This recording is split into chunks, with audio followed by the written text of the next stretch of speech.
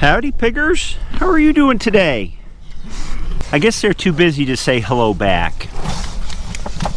Hi, I'm Pete and welcome to Just a Few Acres Farm. I'm going to change things up a little bit today in terms of the type of video. I've been busting my butt all week on house repairs and it's time to take a quieter day off. Plus we got a storm coming tomorrow, so I had to rush to finish.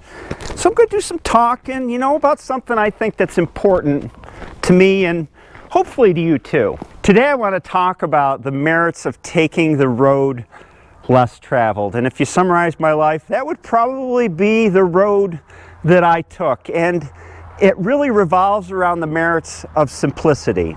I'm going to do this in a little bit of a roundabout way because, I like to do things that way. First, two terms that apply to everything. It's amazing how much they apply to. Those two terms are conservation and efficiency. And just remember this. Conservation is doing less with less. So it's buying less, driving less, consuming less. And efficiency, on the other hand, is doing more with less.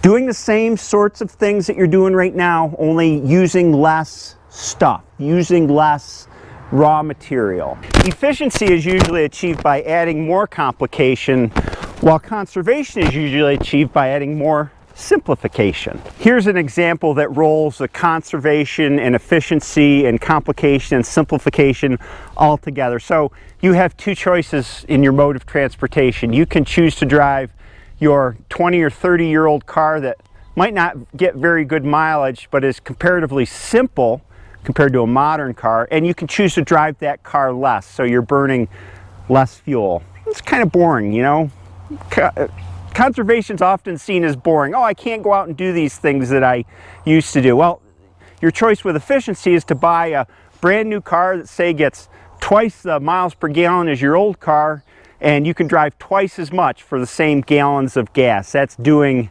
more with less, or doing more with the same. That's efficiency. But that car that you just bought has incredible complication. You see?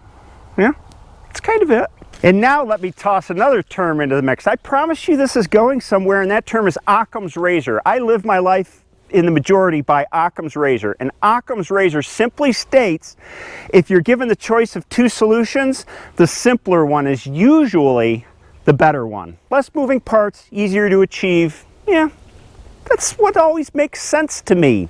I'm not going to build all this fancy stuff to achieve the same result as something I can do with maybe with a little bit more work, but far fewer things, moving parts in the mix. And a final concept, resiliency. Resiliency is a thing or a device's ability to operate under diverse operating or living conditions. Let's put them all into play now.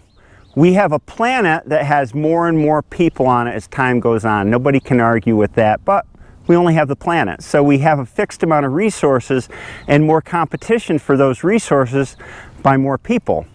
So what happens? Well, all these terms come into play. Conservation, efficiency, trying to figure out how to make the same amount of resources go further. And overwhelmingly, we've been relying on measures of efficiency to make that happen, to create engines that burn less fuel, and buildings that use less natural resources and less energy, and soil that yields more crop to feed more people off the same amount of land. This stuff I mentioned is all reliant on technology and efficiency to make it happen, but there's some pitfalls to just relying on efficiency.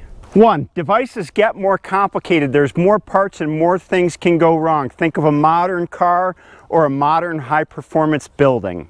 Two, we feel a complacency that technology will come to our rescue, and we don't really need to change our habits very much. We don't take it on ourselves to be part of the solution. We drive just as many miles in our more efficient car.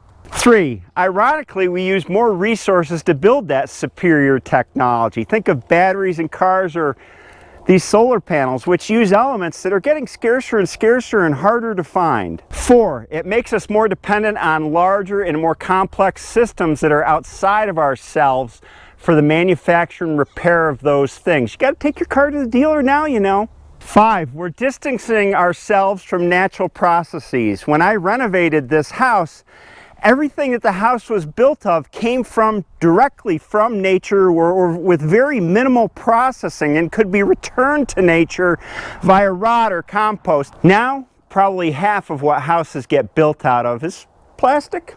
Plastic.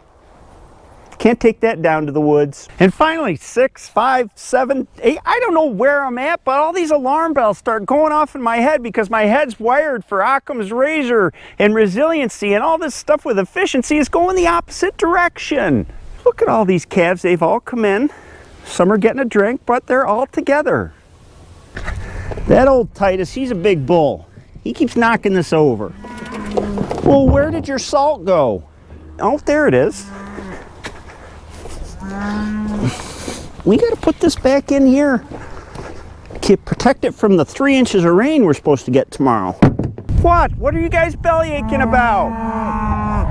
You got plenty. You got 15 acres of grass and you got hay in the ring. There's nothing to yell about. You know, Patty, you could be in the barn right now eating hay, but instead you're out here. She don't care. Conservation is more personally fulfilling than efficiency. I am a deep believer in that, but it's not sexy. It's boring, so you can see how that plays. Yep, it's boring, isn't it, Patty? She agrees. Because remember, conservation is doing less with less, driving less, buying less, consuming less. Advertisers don't like that very much, and our economy is based on continual growth. Conservation forces you to change your habits. It forces you to acknowledge there is a problem and to have a personal stake in its resolution. It takes you away from being trendy, keeping up with fashion, keeping up with the Joneses through the continual consumption and buying of stuff. It requires personal restraint and thinking about the long game versus instant gratification. It doesn't play well on YouTube. It doesn't have that flash, that pizzazz of all the new things that you buy. But think about this. Conservation achieves the same goals as efficiency, but with less complication, more resiliency, and it satisfies the Occam's razor test. It's the simplest way to go. And it brings an inner peace and an ability to focus on more of the finer details and simplicity in one's life. What is this? Goldenrod? Ragweed? I don't know. It's bugging me. So I guess I'm going against the grain in a world that's just becoming more and more complicated. Here I am arguing for simplicity. What am I thinking? Oh, and one other thing. These things are complementary. Conservation and efficiency go together. They're two halves of a whole. What I'm doing is arguing for the dominance of one versus the other, but we need them both. Contrary to a lot of what people say in this world, you need a mix of everything to be a healthy individual and a healthy society. It's not just this or that, it's this and that make the world interesting. Those are my thoughts. Have a great day, and I'll see you next time.